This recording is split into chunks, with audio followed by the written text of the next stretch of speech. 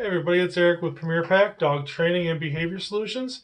I had a conversation with somebody that I think brought up a pretty common story, and I think this could help a lot of people. So I want to share it with you.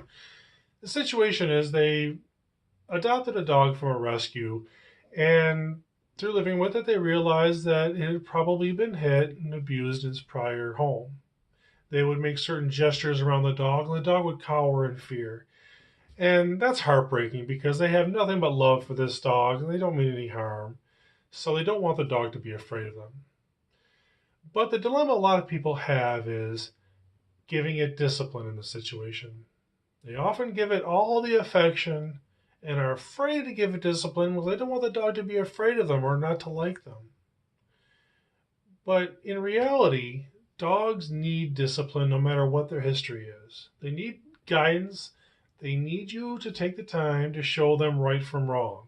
Okay? So, how can we do this? How can we give a dog discipline after a situation like this? Well, the first thing I want you to do is take advantage of the variety of tools that are available. There's a number of them. I want you to find a good trainer that is familiar with them, can choose one that is appropriate to your particular dog and situation, and have them show you how to use it properly. This can separate the correction and the discipline from you personally. They're not going to see your hand as a danger, for instance. The second thing I want you to do is keep emotion out of your discipline. Your corrections are communication and should just be matter of fact, yes and no. Okay?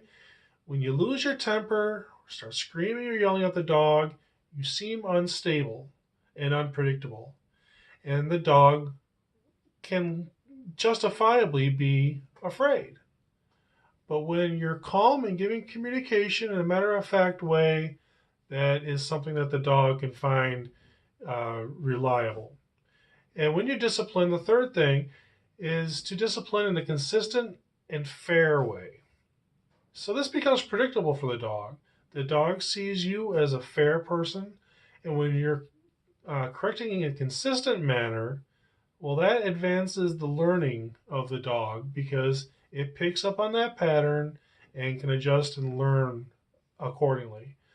So I want you to discipline your dog with fairness and consistency, with the proper tool, and without emotion.